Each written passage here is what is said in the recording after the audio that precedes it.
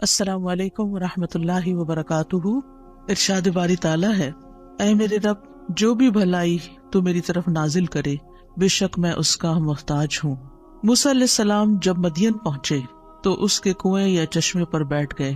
وہاں انہوں نے دیکھا کہ چرواہوں کی ایک بھیڑ اپنے اپنے گلوں کو پانی پلا رہی ہے اور دو عورتیں اپنے گلے کو روکے ہوئے ان سے پیچھے کھڑی ہیں۔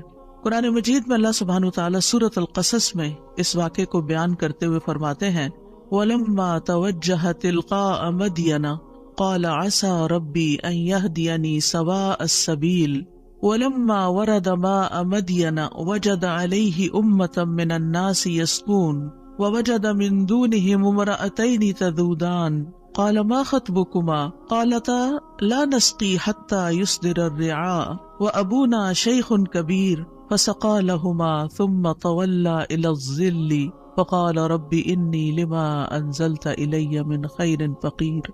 اور جب وہ یعنی موسیٰ علیہ السلام مدین کی جانب متوجہ ہوا تو کہا مجھے امید ہے کہ میرا رب مجھے سیدھا راستہ دکھائے گا۔ اور جب وہ مدین کے پانی پر پہنچا تو اس پر لوگوں کا ایک گروہ پایا جو اپنے مویشیوں کو پانی پلا رہا تھا، اور ان کے علاوہ دو خواتین کو پایا جو اپنے مویشی روک رہی تھیں۔ موسیٰ نے کہا تم دونوں کا کیا معاملہ ہے؟ وہ دونوں کہنے لگی جب تک چرواہے پانی پلا کر واپس نہ لوٹ جائیں ہم اپنے جانوروں کو پانی نہیں پلاتی، اور ہمارا باپ بڑی عمر کا بوڑھا آدمی ہے۔ تو اس نے ان دونوں کے مویشیوں کو پانی پلا دیا، پھر سائے کی طرف پلٹ گیا تو کہنے لگا اے میرے رب جو بھی بھلائی میں سے تو میری طرف نازل کرے بے شک میں اس کا محتاج ہوں۔ یہاں اس آیت میں ہم دیکھتے ہیں کہ موسیٰ علیہ السلام ایک طویل سفر کے بعد بے یار و مددگار ہر طرح کی بھوک پیاس کے عالم میں مدین پہنچتے ہیں، اور وہاں پہنچ کر دیکھتے ہیں کہ ایک جگہ لوگ جمع ہیں اور وہ اپنے اپنے مویشیوں کو پانی پلا رہے ہیں۔ وہ ان کو دیکھتے ہیں کہ وہاں دو خواتین بھی کھڑی ہیں جو آگے نہیں بڑھ رہی، وہ اپنے جانور پیچھے روک رہی ہیں۔ آپ نے دیکھا ہوگا کہ جانور عام طور پر آگے آگے جاتے ہیں اور دوسرے جانوروں کو دیکھ کر تو انہیں کھینچ کھینچ کے پیچھے کر رہی ہیں کیونکہ وہ بھیڑ میں گھسنا نہیں چاہ رہی تھی۔ موسیٰ علیہ السلام نے جب ان کو دیکھا تو مدد کے لیے آگے بڑھے۔ ایک شخص جو ہر طرح کی مدد کا خود محتاج ہو، جس کے پاس کوئی ٹھکانہ نہیں، جس کو اپنے فیوچر کا کچھ پتا نہیں، جس کے پاس کھانا نہیں، پینا نہیں، رات گزارنے کی جگہ نہیں، کچھ بھی نہیں، یعنی دنیاوی اسباب میں سے کوئی سبب اس کے سامنے نہیں، لیکن اس کے دل کے اندر کیا ہے کہ وہ دوسروں کی مدد کیسے کرے۔ انہم کانوا یسارعون فی الخیرات، پیغمبر علیہ السلام ان کی خصوصیت کیا تھی کہ وہ خیر کے کاموں میں، نیکی کے کاموں میں آگے بڑھ جاتے تھے۔ وہ انتظار نہیں کرتے تھے یہ دیکھیں کہ کوئی انہیں کہے، کوئی انہیں موٹیویٹ کرے، کوئی ان کو انکریج کرے، کوئی ان کو اس پر کوئی معاوضہ دے یا انہیں کوئی ریکمینڈ کرے، نہیں، بس انہوں نے دیکھا کہ یہاں یہ بچیاں ضرورت مند ہیں اور وہ اپنی ضرورت کو بھول کر ان کی ضرورت کے لیے آگے بڑھ گئے۔ موسیٰ علیہ السلام ایک طاقتور نوجوان تھے، اسی وجہ سے صرف ان کے ایک مکے نے اس قبطی کا کام تمام کر دیا تھا جس کے قتل کے بعد وہ یہاں پر پہنچے تھے۔ انہوں نے اکیلے ہی پانی کا بھاری بھرکم ڈول نکالا اور ان کی بکریوں کو پانی پلا دیا۔ لڑکیاں اپنے جانور لے کر گھر چلی گئیں تو انہوں نے ان سے نہ کسی شکریہ کی توقع کی اور نہ یہ پوچھا تم کہاں سے آئی ہو، کیا کرتی ہو، فضول کی کوئی بات نہیں کی، نہ کوئی ہنسی مذاق، نہ کچھ کسی قسم کی کوئی بات نہیں۔ واپس آ کر بیٹھ گئے درخت کے سائے تلے اور دعا کرنے لگے ربی انی لما انزلت الی من خیر فقیر، اے میرے رب تیری طرف سے جو بھی بھلائی مجھے پہنچے میں اس کا محتاج ہوں۔ یعنی خدمت لوگوں کی اور اپنی ضروریات کس کے آگے رکھنا؟ اللہ رب العزت کے آگے، کہ میری مدد تو کرے گا۔ مجھے تو نے بندوں کے درد کے لیے پیدا کیا کہ میں ان کی مدد کروں، لیکن میں تیری مدد کا محتاج ہوں۔ یہ جذبات جس انسان کے اندر پیدا ہو جاتے ہیں اسی کو اللہ سبحانہ وتعالیٰ اپنے دین کی خدمت کے لیے چنتا ہے۔ موسیٰ علیہ السلام اپنے بھائی ہارون علیہ السلام سے چھوٹے تھے اور ہکلاتے بھی تھے، لیکن اللہ سبحانہ وتعالیٰ نے ان کو نبوت کے لیے چنا۔ اللہ تعالیٰ کے ہر کام میں حکمتیں ہیں، اور وہ بعد میں ہمیں حکمتیں نظر آتی ہیں کہ آخر انہی کا انتخاب کیوں ہوا، جبکہ ہارون علیہ السلام زیادہ فصیح اللسان تھے، زیادہ اچھی طرح بات کر سکتے تھے، اور نبوت کا کام تو ہوتا بھی یہ ہے کہ انسان پیغام دوسروں کو بہتر طور پر کمیونیکیٹ کر سکے، لیکن اللہ سبحانہ وتعالیٰ نے موسیٰ علیہ السلام کو چنا۔ موسیٰ علیہ السلام نے اللہ سبحانہ وتعالیٰ سے دعا مانگی، اور کیا مانگا؟ خیر مانگی، اور یہ دعا انتہائی جامع دعا ہے۔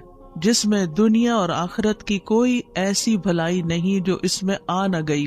یعنی طویل سفر کے بعد غربت، فقر و فاقہ، اس حالت میں ٹوٹے ہوئے ہیں اور عجز و انکساری کی انتہا دیکھیں تو فوراً ہی دعا قبول ہو گئی. اس سے یہ بھی پتہ چلتا ہے کہ اگر ہم چاہتے ہیں کہ ہماری دعائیں قبول ہوں تو پھر ہمیں کیا کرنا ہوگا؟ اللہ سبحانہ وتعالیٰ کے آگے اپنے آپ کو فقیر ظاہر کرنا ہوگا. انی لما انزلت الی من خیر فقیر، میں محتاج ہوں، میں محتاج ہوں، میں تیرا بندہ ہوں. اور اللہ سبحانہ وتعالیٰ کو ان کی یہ دعا بہت پسند آ گئی اور اللہ سبحانہ وتعالیٰ نے ان کی دعا قبول کر لی، جس کے نتیجے میں انہیں کھانا پینا تو کیا، انہیں گھر بھی اور انہیں بیوی بھی اور جاب بھی، تمام چیزیں جو انسان کی ضرورت ہوتی ہیں وہ چند لمحوں کے اندر نصیب ہو گئی. یعنی جن کو حاصل کرنے میں سال ہا سال لگتے ہیں، اور یہاں آپ دیکھیں کہ ایک ہی حلے میں سب کچھ مل جائے، ساری خیر مل جاتی ہے. دنیا کی خیر میں سے یہی چیزیں ہیں جن کی انسان تمنا کرتا ہے اور جو اللہ تعالیٰ سے مانگتا ہے، وہ سب کچھ ان کو مل گیا. تو یہ خیر کیا چیز ہوتی ہے؟ خیر کا عربی میں کیا معنی ہے؟ خیر عربی میں شر کی ضد ہے. خیر وہ ہے جو انسان کو مرغوب ہوتی ہے، جس میں انسان رغبت رکھتا ہے، جس میں مثلاً انسان کی عقل، انسان کے اوپر طرح طرح کے فضل، انسان کی ضروریات کی جتنی بھی چیزیں ہیں جن سے انسان کو اطمینان حاصل ہوتا ہے، وہ ساری اس کے لیے خیر ہی خیر ہے. خیر دو قسم کی ہوتی ہے، ایک خیر مطلق جو ہر حال میں اور ہر ایک کے نزدیک پسندیدہ ہے، یونیورسل خیر، اور اس میں سے خاص طور پر جنت کا ملنا خیر ہے اور جہنم میں جانا شر ہے. تو جنت کا مل جانا، کوئی انسان ایسا نہیں جس کو جنت کی خبر اور وہ جنت میں نہ جانا چاہے، اور جس کو جہنم کا پتہ چل جائے کہ وہ کیسی بلا ہے اور وہ جہنم سے بچنا نہ چاہے. تو جنت میں جانا اور جہنم سے بچ جانا بھی خیر ہے، آگ سے بچنا بھی خیر ہے. دوسری قسم کی خیر اور شر مقید ہے، یعنی وہ چیز جو ایک کے حق میں خیر ہے اور دوسرے کے لیے وہی چیز شر ہے. مثلاً دولت، بعض اوقات یہ ایک شخص کے حق میں خیر و بلائی کا باعث بنتی ہے، وہ اسے خیر کے کاموں میں خرچ کرتا رہتا ہے اور اس سے اس کے درجات بلند ہوتے رہتے ہیں اور اس کی مشکلات آسان ہوتی رہتی ہیں. اور دوسرے کے حق میں وہی خیر جو دولت کی شکل میں، کہ قرآن مجید میں دولت کو بھی وَإِنَّهُ لِحُبِّ الْخَيْرِ لَشَدِيدٌ، انسان خیر یعنی مال کی محبت میں بڑا شدید ہے. تو یہی مال کسی دوسرے انسان کے حق میں بڑا ہی شر کا باعث ہے، کیونکہ وہ اسے شر کے راستوں میں خرچ کرے گا اور اس سے اس کے اللہ سبحانہ وتعالیٰ کے نزدیک درجات اور نیچے گر جائیں گے، حتیٰ کہ سزا کا مستحق ہو جائے گا.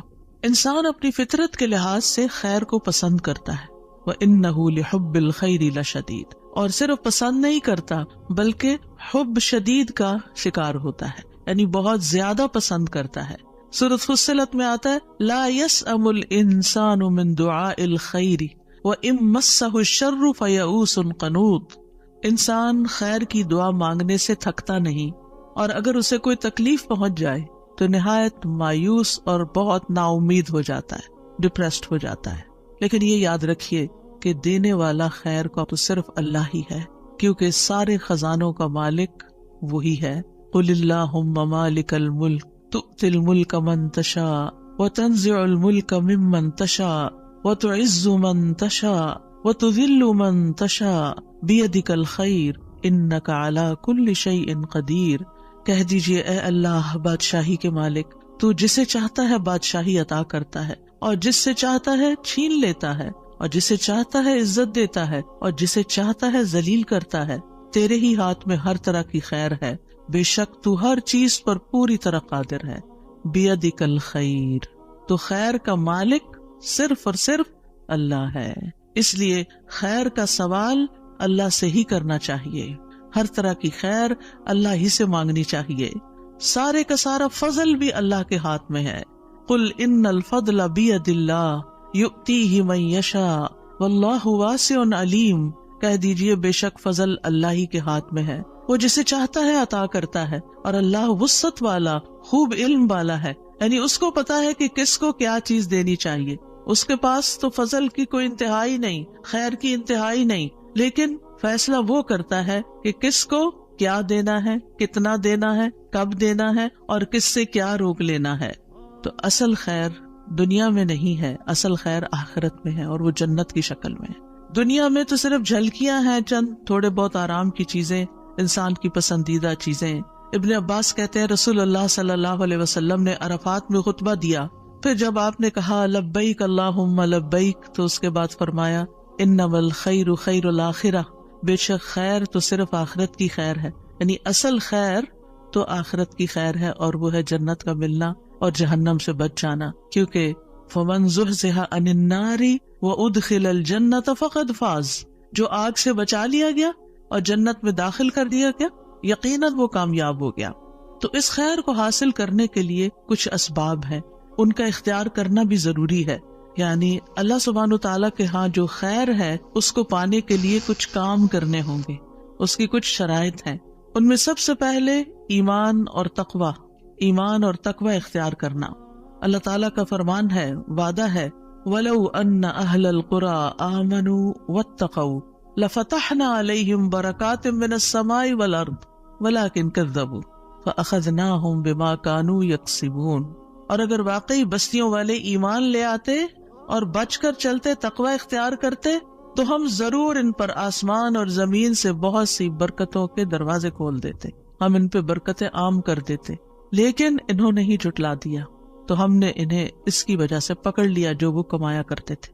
تو جب کسی انسان کے اندر، جب کسی لیڈر کے اندر حقیقی معنوں میں ایمان اور تقوی ہوتا ہے تو پھر ہو نہیں سکتا کہ اس کی قوم خیر نہ پائے اور ان کے لیے خیر کے دروازے نہ کھلیں۔ لیکن جب کسی قوم سے یہ مفقود ہو جاتا ہے، وہاں ظلم عام ہو جاتا ہے، بے حیائی عام ہو جاتی ہے، اور اسی طرح کی اور بہت سی برائیاں عام ہو جاتی ہیں، تو پھر خیر ان سے روک لی جاتی۔ خیر تقوی کے ساتھ ہے، خیر عدل و انصاف کے ساتھ ہے۔ امام ابن تیمیہ نے کہا تھا کہ عدل و انصاف کے ساتھ ایک نان مسلم حکومت جو ہے وہ بھی کامیاب ہو سکتی ہے، اور ظلم کے ساتھ مسلمانوں کی حکومت بھی قائم نہیں رہتی۔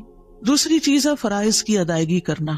جب انسان اپنے فرائض پورے کرتا ہے جو عبادات کی شکل میں ہے، یا جس عہدے پر وہ ہے اس کے جو فرائض اور تقاضے ہیں ان کو پورا کرتا ہے، تو اس کے نتیجے میں بھی اس کے لیے اللہ تعالیٰ کی طرف سے بھلائی آتی ہے۔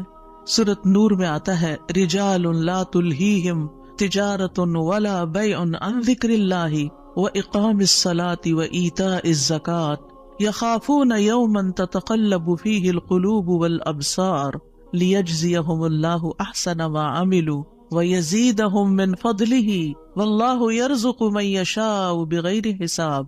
وہ مرد جنہیں اللہ کے ذکر سے اور نماز قائم کرنے اور زکوٰۃ دینے سے نہ کوئی تجارت غافل کرتی ہے اور نہ کوئی خرید و فروخت، وہ اس دن سے ڈرتے ہیں جس میں دل اور آنکھیں الٹ جائیں گی، تاکہ اللہ انہیں اس کا بہترین بدلہ دے جو انہوں نے کیا، اور انہیں اپنے فضل سے زیادہ دے۔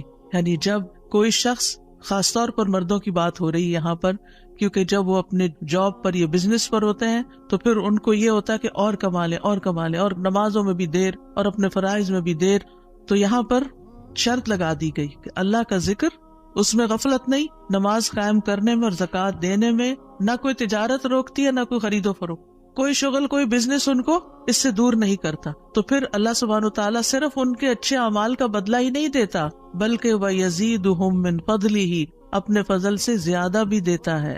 وَاللَّهُ يَرْزُقُ مَن يَشَاءُ بِغَيْرِ حساب، اور اللہ جس کو چاہتا ہے بے حساب رزق عطا کرتا ہے۔ یعنی بعض اوقات اللہ سبحانہ تعالیٰ آزمائش کے طور پر کسی نافرمان کو بھی وقتی طور پر کھلی چھوٹ دے دیتا ہے، پھر اس کی رسی کھینچ لیتا ہے۔ تیسری چیز ہے اللہ تعالیٰ کی اطاعت کرنا۔ عبداللہ بن مسعود سے روایت ہے، وہ کہتے ہیں کہ رسول اللہ صلی اللہ علیہ وسلم نے فرمایا، جو چیز تمہیں جنت کے قریب کر سکتی ہے میں نے تمہیں اس کا حکم دے دیا، اور جو چیز تمہیں جہنم کے قریب کر سکتی ہے میں نے تمہیں اس سے منع کر دیا۔ روح القدس یعنی جبریل نے میرے دل میں یہ بات ڈالی ہے کہ کوئی جان اپنے رزق کی تکمیل کے بغیر نہیں مرتی، یعنی جب تک اس کا رزق پورا نہیں ہوتا وہ نہیں مرتا انسان۔ بس تم اللہ تعالیٰ سے ڈرو اور رزق کی تلاش میں میانہ روی اختیار کرو، کہیں ایسا نہ ہو کہ رزق کا مؤخر ہونا، ڈیلے ہونا تمہیں اس بات پر اکسا دے کہ تم اللہ تعالیٰ کی نافرمانیاں کر کے، یعنی حرام طریقے اختیار کر کے اس کی تلاش میں پڑ جاؤ کہ حلال سے تو کوئی چیز نہیں مل رہی تو حرام سے ہی لو۔ یاد رکھو جو کچھ اللہ تعالیٰ کے پاس ہے اسے اللہ تعالیٰ کی اطاعت سے ہی حاصل کیا جا سکتا ہے، لہٰذا انسان اللہ تعالیٰ کی اطاعت سے کبھی بھی منہ نہ موڑے۔ پھر اسی طرح نرمی اختیار کرنا خیر لانے کا باعث ہوتا ہے۔ ابو درداء کہتے ہیں نبی صلی اللہ علیہ وسلم نے فرمایا، جس شخص کو نرمی میں سے حصہ مل گیا اسے اس کی بھلائی کا حصہ بھی مل گیا، اور جو شخص خیر کے اس حصے سے محروم رہا وہ بھلائی سے بھی محروم رہا۔ پھر خیر کے دروازے کون سے ہیں؟ نبی صلی اللہ علیہ وسلم نے فرمایا، کیا میں تمہیں خیر کے دروازے نہ بتاؤں؟ روزہ ڈھال ہے، صدقہ گناہوں کو ایسے بجھا دیتا ہے جس طرح پانی آگ کو بجھا دیتا ہے۔ تو روزہ بھی خیر کے دروازے، نیکی اور بھلائی کے راستے آسان کرتا ہے، اور پھر الٹیمیٹلی اس کے نتیجے میں اللہ سبحانہ وتعالیٰ کی طرف سے خیر ملتی۔ رمضان کے روزے تو خیر ہم پر فرض ہیں، لیکن عام دنوں میں اگر آپ اپنی کوئی حاجت ہے، کوئی مطلب ہے، کوئی ضرورت ہے اللہ تعالیٰ سے، کوئی دعا ہے جو آپ چاہتے ہیں قبول ہو جائے، تو اس کے لیے روزہ رکھیں، کیونکہ روزہ دار کی دعا قبول ہوتی ہے، خاص طور پر افطار کے وقت۔ اور امید ہے کہ آپ افطار کے وقت بیٹھ کر دعا کرنے کا اہتمام کرتے ہوں گے اپنے گھر والوں کے ساتھ، کیونکہ وہ یعنی کہ مزدوری کی اجرت کا وقت آ گیا، اور اس وقت اگر انسان ادھر ادھر غافل ہو جائے تو محرومی کی بات ہوتی ہے۔ اور پھر دوسرا یہ کہ صدقہ بلاؤں کو ٹالتا ہے، صدقہ مصیبت کو دور کرتا ہے، لہٰذا انسان صدقہ خیرات کثرت سے کرتا رہے، اور اللہ تعالیٰ کا وعدہ ہے کہ جو تم خرچ کرو گے اللہ سبحانہ وتعالیٰ اس کے پیچھے اور لے آئے گا۔ تم آگے دیتے جاؤ گے، تمہارے رزق میں کمی نہیں ہوگی، تمہاری قسمت میں جو ہے وہ تو تمہیں مل کے ہی رہے گا، وہ تمہارے پیچھے آئے گا۔ تم دینے والے بنو، اس سے کیا فائدہ ہوگا کہ وہ نکلتا جاتا ہے نا، وہ آگے چلتا جاتا ہے، اجر ثواب آخرت کے لیے اکٹھا ہوتا جاتا ہے، اور دنیا میں جو استعمال کرنا وہ بھی آ جائے گا، کیونکہ دینے والا تو اللہ ہے نا۔ پھر توبہ استغفار کرنا، وَأَنِ اسْتَغْفِرُوا رَبَّكُمْ ثُمَّ تُوبُوا إِلَيْهِ يُمَتِّعْكُمْ مَتَاعًا حَسَنًا إِلَىٰ أَجَلٍ مُّسَمًّى وَيُؤْتِ كُلَّ ذِي فَضْلٍ فَضْلَهُ، اور یہ کہ اپنے رب سے معافی مانگو، اس کے حضور توبہ کرو، وہ ایک خاص مدت تک یعنی زندگی کی مدت تک تمہیں اچھا سامانی زندگی دے گا۔ یعنی توبہ استغفار کرنے والے لوگوں کی دنیا کی زندگی بھی خوشگوار ہو جاتی ہے، دنیا کی ضروریات بھی ان کی پوری ہوتی ہیں، اور ہر صاحب فضل کو اس کا فضل عطا کرے گا۔ پھر اسی طرح ہاتھوں کو خیر سے بھرنے والے کلمات۔ عبداللہ بن ابی اوفا کہتے ہیں، ایک شخص نبی صلی اللہ علیہ وسلم کی خدمت میں آیا اور کہنے لگا کہ میں قرآن سے کچھ یاد نہیں کر سکتا، آپ مجھے کچھ سکھا دیجئے، یعنی قرآن کا حفظ کرنا میرے لیے مشکل ہے، آپ مجھے وہ سکھا دیجئے جو میرے لیے قرأت قرآن سے کفایت کرے، یعنی اگر میں قرآن نہیں پڑھ سکتا تو میرے پاس کچھ ایسے کلمات ہو کہ کم از کم میں کچھ تو اجر و ثواب پاؤں۔ آپ صلی اللہ علیہ وسلم نے فرمایا، تم سبحان اللہ والحمد للہ ولا الہ الا اللہ واللہ اکبر ولا حول ولا قوت الا باللہ پڑھا کرو۔ جیسے بعض اوقات نان مسلمز ہوتے ہیں نا، مسلم ہو جاتے ہیں، ریورٹ ہوتے ہیں، پھر ان کو ابھی عربی پڑھنا کرنا بہت مشکل لگتا ہے، تو اس وقت تک ان کو یہ کلمات سکھا دیے جائیں، چھوٹے بچوں کو بھی سکھا دیے جائیں، جب تک وہ پڑھنے اور حفظ کرنے کے لائق ہوں گے اس تسبیح کی تکرار کرتے رہیں۔ وہ کہنے لگا، اللہ کے رسول یہ تو اللہ عز و جل کے لیے ہوا، یعنی اللہ کی تعریف ہوئی، میرے لیے کیا ہے؟ آپ نے فرمایا، کہا کرو اللہم ارحمنی وارزقنی وعافنی واہدنی، اے اللہ مجھ پر رحم فرما، مجھے رزق عطا فرما، مجھے عافیت دے، مجھے ہدایت دے۔ پس جب وہ کھڑا ہوا تو اپنے ہاتھوں سے ایسے اشارہ کیا، یعنی اس نے ہاتھ اٹھائے ہوں گے نا، تو رسول اللہ صلی اللہ علیہ وسلم نے فرمایا، رہا یہ شخص تو اس نے اپنے ہاتھ خیر سے بھر لیے، یعنی اللہ کے آگے ہاتھ پھیلایا تھا، یہ چیزیں مانگی تھی، اللہ نے دے دی اس کو۔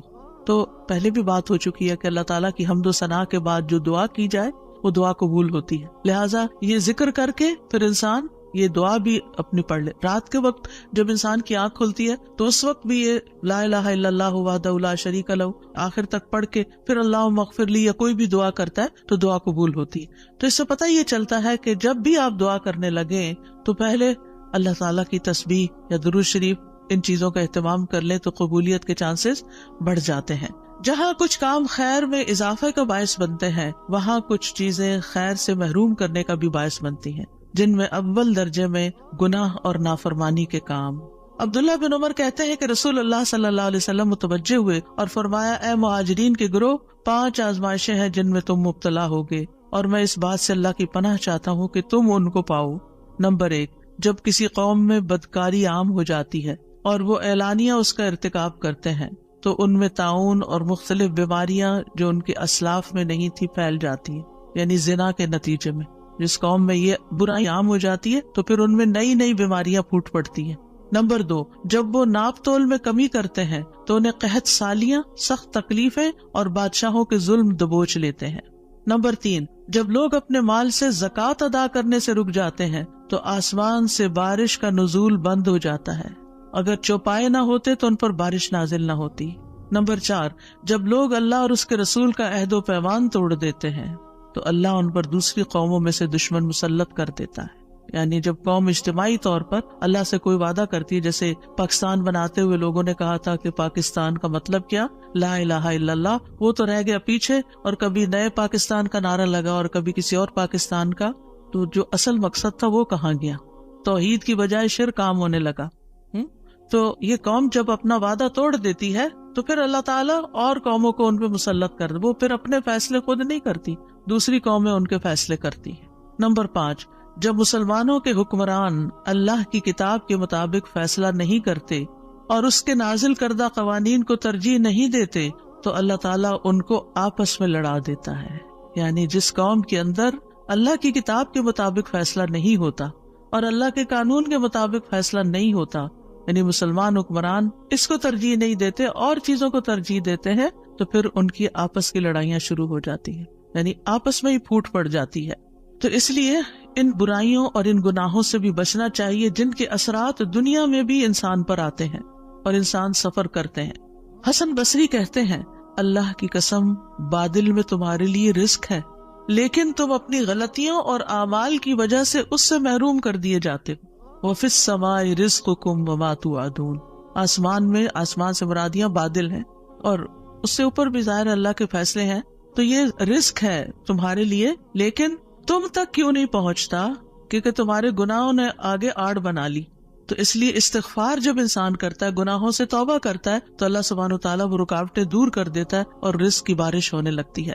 پھر اسی طرح آپس کا لڑائی جھگڑا، چاہے ہسبینڈ وائف میں ہو، چاہے بچوں میں ہو، چاہے خاندان کے اندر ہو، چاہے کسی قوم کے اندر ہو، تو یہ جو باہمی لڑائیاں ہیں یہ بھی انسان کو خیر سے محروم کر دیتی ہیں۔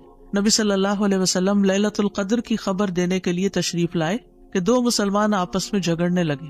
آپ نے فرمایا، میں تمہیں لیلۃ القدر بتانے کے لیے باہر آیا تھا، لیکن فلاں فلاں جھگڑ پڑے تو اس کی معرفت کو اٹھا لیا گیا، امید ہے کہ تمہارے لیے یہی بہتر ہوگا، لہٰذا اب تم اسے 9ویں، 7ویں اور 5ویں رات میں تلاش کرو، یعنی آخری عشرے میں۔ پھر اسی طرح سختی، جریر رضی اللہ عنہ کہتے ہیں کہ نبی صلی اللہ علیہ وسلم نے فرمایا، جس شخص کو نرم خوئی سے محروم کر دیا گیا وہ بھلائی سے محروم کر دیا جاتا ہے۔ سب سے پہلے زبان کی نرمی ہوتی ہے۔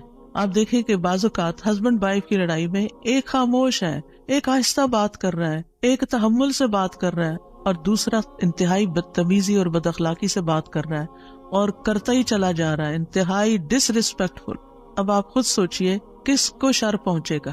یعنی میں نہ میل کی بات کرتی ہوں نہ فیمیل کی، جو بھی بدتمیزی اور بد اخلاقی پہ اترے گا، جو بھی دوسرے کی رسپیکٹ نہیں کرے گا، جو بھی بد زبانی کرے گا، نقصان اسی کا ہوگا۔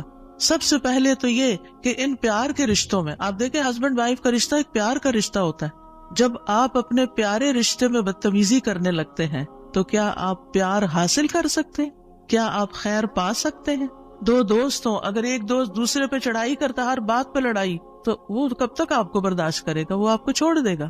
پھر اسی طرح بچوں کے بیچ میں بھی آپس میں ہو، یا نیبرز میں ہو، یا کسی ملک کے افراد میں، یا پارٹیوں میں، یا جماعتوں میں، یا کسی میں بھی، تو نتیجہ کیا ہوتا ہے؟ جو اصل کرنے کے کام ہوتے ہیں وہ پیچھے رہ جاتے ہیں، مقاصد بھول جاتے ہیں۔ یعنی مثلاً آپ نے کوئی جوائنٹ وینچر شروع کیا دینی اداروں میں، مسجدوں میں، اسلامک سینٹرز میں، آپ نے کوئی مل جل کے ایز اے ٹیم ایک پروجیکٹ شروع کیا اور پھر آپس میں آپ لڑ پڑے، پروجیکٹ کیسے پورا ہوگا؟ خیر کہاں سے آئے گی؟ سوال ہی پیدا نہیں ہوتا۔ میاں بیوی نے مل کے کوئی کام شروع کیا، کوئی گھر بنانا شروع کیا، کوئی اور کام شروع کیا، آپس میں لڑائی ختم نہیں ہوتی تو کیا ہوگا؟ دونوں آدھا آدھا کر کے الگ الگ ہو جائیں گے۔ تو سب سے پہلے ہمیں جس چیز کو، اور خصوصاً نبی صلی اللہ علیہ وسلم نے عورتوں کو جس بات کی تلقین کی تھی وہ کیا تھی؟ آپ نے فرمایا، میں نے عورتوں کی اکثریت کو جہنم میں دیکھا ہے۔ تو کہا گیا کہ کیا وہ ہماری مائیں بہنیں نہیں ہیں؟ فرمایا کہ وہ شوہر کی ناشکری ہوتی ہیں، یعنی جو کچھ وہ ان کو دیتا ہے اس پر وہ شکر گزار نہیں ہوتی، کبھی خوش راضی نہیں ہوتی، اور دوسری بات زبان کا غلط استعمال کرتی ہیں، زبان کا غلط استعمال۔ اور اگر دیکھا جائے تو اوور آل ہم خواتین ایک تو بولتی زیادہ ہیں، اور جو بولتا زیادہ ہے وہ غلطی بھی زیادہ کرتا ہے، اور پھر اس بولنے میں ہم بعض اوقات حد کراس کر جاتے ہیں، چاہے بچوں کے ساتھ ہم بول رہے ہو، چاہے ہسبینڈ کے ساتھ، چاہے کسی اور کے ساتھ۔ تو یہ ہمارا ٹیسٹ ہے، یعنی ہم خواتین کا ایک امتحان ہے کہ ہم اپنی زبان کو کنٹرول میں رکھیں. اور میں نے دیکھا ہے کہ جو خواتین سمجھدار ہوتی ہیں اور حکمت ہوتی ہیں، وہ مشکل سے مشکل وقت میں، کل ہی مجھے کوئی بتا رہا تھا کہ ان کی والدہ بہت پڑھی لکھی تو نہیں تھی لیکن شدید غصے والی بھی تھی. جو ہی ان کو غصہ آتا تو ان کی آنکھیں بھی بعض اوقات لال ہو جاتی تھی، لیکن وہ ایک لفظ زبان سے نہیں نکالتی تھی، وہ الگ ہو جاتی اور جا کے نماز شروع کر دیتی.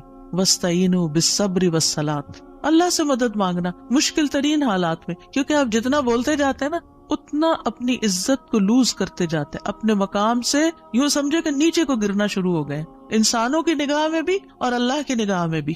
تو حاصل کچھ بھی نہ ہو، ہر خیر سے آپ محروم ہو گئے، جو خیر آپ کو ملنی تھی وہ آپ سے چھنتی چلی گئی. تو اس لیے نبی صلی اللہ علیہ وسلم نے فرمایا مَن يُحْرَمِ الرِّفْقَ يُحْرَمِ الْخَيْرَ، جو نرم خوئی سے، نرم کلام سے، نرم رویے سے، نرم معاملے سے محروم ہوا، ہر خیر سے محروم ہو گیا. پھر کیا پایا؟ اور پھر ناشکرا پن نعمتوں کو ختم کر دیتا ہے، قدر نہ کرنا دوسروں کی. اللہ تعالیٰ سورۃ النحل میں فرماتے ہیں اور اللہ نے ایک بستی کی مثال بیان کی جو امن والی، اطمینان والی تھی، یعنی اس کے اندر بڑی خیر تھی، پرسکون تھے وہ لوگ. اس کے پاس اس کا رزق کھلا ہر جگہ سے آ رہا تھا، ہر طرف سے رزق کی بھرمار تھی. تو اس بستی والوں نے اللہ کی نعمتوں کی ناشکری کی تو اللہ نے اسے بھوک اور خوف کا لباس پہنا دیا، اس کے بدلے جو وہ کیا کرتے تھے، یعنی ناشکری کے بدلے. یعنی کہاں یہ کہ ہر طرف سے رزق آتا. قوم سبا کی مثال آپ کے سامنے، ان کے پاس ہر طرح کی نعمتیں تھی لیکن ناشکری کی تو سب کچھ چھن گیا، کھنڈر ہو گئے گھر بار، اور ان کے لوگ دنیا بھر میں تتر بتر ہو گئے. اور اب محاورے کے طور پہ بولتے تھے ایسے تتر بتر ہوئے جیسے قوم سبا ہوئی تھی، یعنی کسی خاندان کے اندر کوئی اختلاف فساد ہوتا تو اس کی وجہ سے وہ یہ مثال دیا کرتے تھے، ضرب المثل بن گئے. تو اس لیے ان چیزوں سے بچنے کی بھی ضرورت ہے جو انسان کو خیر اور بھلائی سے محروم کر دیتی ہیں.